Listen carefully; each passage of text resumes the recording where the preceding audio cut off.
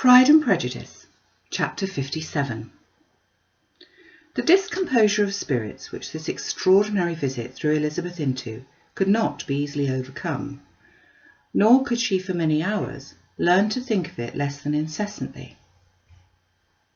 Lady Catherine, it appeared, had actually taken the trouble of this journey from Rosings for the sole purpose of breaking off her supposed engagement with Mr Darcy.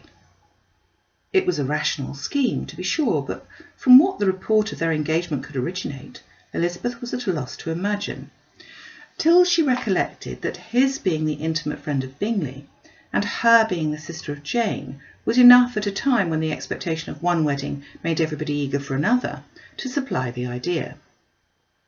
She had not herself forgotten to feel that the marriage of her sister must bring them more frequently together, and her neighbours at Lucas Lodge, therefore, for through their communication with the Collinses the report she concluded had reached Lady Catherine, had only set that down as almost certain and immediate, which she had looked forward to as possible at some future time. In revolving Lady Catherine's expressions, however, she could not help feeling some uneasiness as to the possible consequences of her persisting in this interference. From what she had said of her resolution to prevent the marriage, it had occurred to Elizabeth that she must meditate an application to her nephew, and how he might take a similar representation of the evils attached to a connection with her she dared not pronounce. She knew not the exact degree of his affection for his aunt or his dependence upon her judgment, but it was natural to suppose that he thought much higher of her ladyship than she could do, and it was certain that, in enumerating the miseries of a marriage with one whose immediate connections were so unequal to his own, his aunt would address him on his weakest side. With his notions of dignity, he would probably feel that the arguments which to Elizabeth had appeared weak and ridiculous contained much good sense and solid reasoning.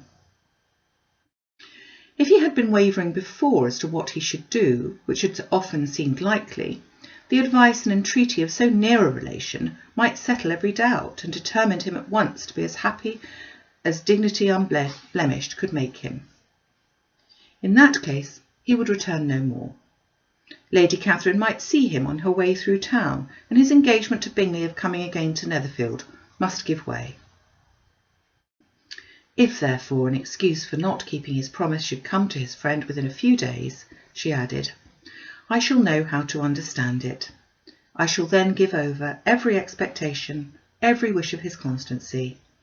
If he is satisfied with only regretting me, when he might have obtained my affections at hand, I shall soon cease to regret him at all. The surprise of the rest of the family on hearing who their visitor had been was very great, but they obligingly satisfied it with the same kind of supposition which had appeased Mrs. Bennet's curiosity, and Elizabeth was spared from much teasing on the subject. The next morning, as she was going downstairs, she was met by her father, who came out of his library with a letter in his hand. Lizzie, said he, I was going to look for you. Come into my room. She followed him hither, and her curiosity to know what he had to tell her was heightened by the supposition of its being in some manner connected with the letter he held. It suddenly struck her that it may be from Lady Catherine, and she anticipated with dismay all the consequent explanations. She followed her father to the fireplace, and they both sat down. I have received a letter this morning that has astonished me exceedingly. As it principally concerns yourself, you ought to know its contents. I did not know before that I had 2 daughters on the brink of matrimony. Let me congratulate you on a very important conquest. The colour now rushed into Elizabeth's cheeks in the instantaneous conviction of its being a letter from the nephew instead of the aunt, and she was undetermined whether most to be pleased that he explained himself at all, or offended that his letter was not rather addressed to herself, when the father continued, You look conscious. Young ladies have great penetration in such matters, but I think I may defy even your sagacity to discover the name of your admirer. This letter is from Mr. Collins. From Mr. Collins? What can he have to say? Something very much to the purpose, of course.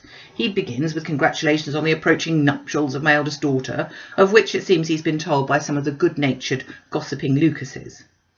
I shall not sport with your impatience by reading what he says on that point. What relates to yourself is as follows. Having thus offered you the sincere congratulations of Mrs. Collins and myself on this happy event, let me now add a short hint on the subject of another, for which we've been advertised by the same authority. Your daughter Elizabeth, it is presumed, will not long bear the name of Bennet after her elder sister has resigned it, and the chosen partner of her fate may be reasonably looked up to as one of the most illustrious personages in the land. Can you possibly guess, Lizzie, who is meant by this? This young gentleman is blessed in a peculiar way with everything the heart of a mortal can most desire, splendid property, noble kindred, and extensive patronage. Yet, in spite of all these temptations, let me warn my cousin Elizabeth and yourself of what evils you may incur by a precipitate closure with this gentleman's proposals, which, of course, you will be inclined to take immediate advantage of. Have you any idea, Lizzie, who this gentleman is, and how it comes out? My motive for cautioning you is as follows. We have reason to imagine that his aunt, Lady Catherine de Bourgh, does not look on the match with a friendly eye. Mr. Darcy, you see, is the man. Now, Lizzie, I think I have surprised you. Could he or the Lucases have pitched on any man within the circle of our acquaintance whose name would have given the lie more effectually to what they have related? Mr. Darcy, who never looks at any woman but to see a blemish, and who probably never looked at you in his life. Isn't it admirable? Elizabeth tried to join in her father's pleasantry, but could only force the most reluctant smile. Never had his wit been directed in a manner so little agreeable to her. Are you not diverted? Oh yes, pray, read on. After mentioning the likelihood of this marriage to her ladyship last night, she immediately, with her usual condescension, expressed what she felt on the occasion.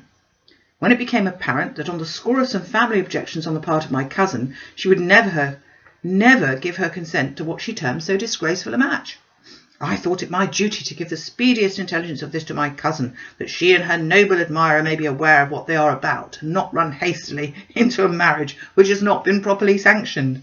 Mr. Collins, moreover, adds, I am truly rejoiced that my cousin Lydia's sad business has been so well hushed up, and am only concerned that their living together before the marriage took place should be so generally known. I must not, however, neglect the duties of my station, or refrain from declaring any amazement at hearing that you received the young couple into your house as soon as they were married. It was an encouragement of vice, and had I been the rector of Longbourn, I should very strenuously have opposed it. You ought certainly to forgive them as a Christian, but never to admit them in your sight, or allow their names to be mentioned in your hearing.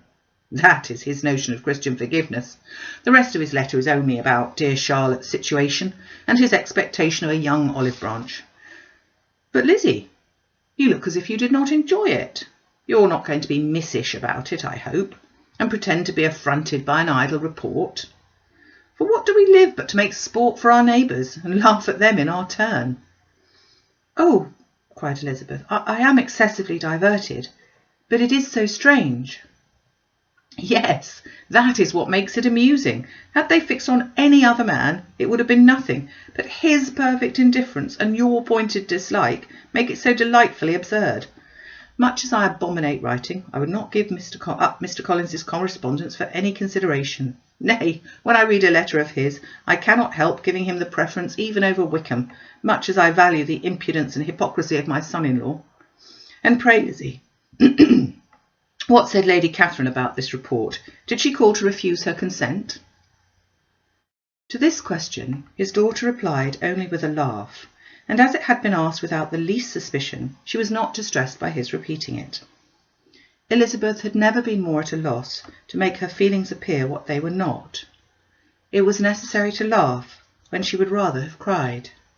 Her father had most cruelly mortified her by what he said of Mr. Darcy's indifference, and she could do nothing but wonder at such a want of penetration, or fear that, perhaps instead of his seeing too little, she might have fancied too much.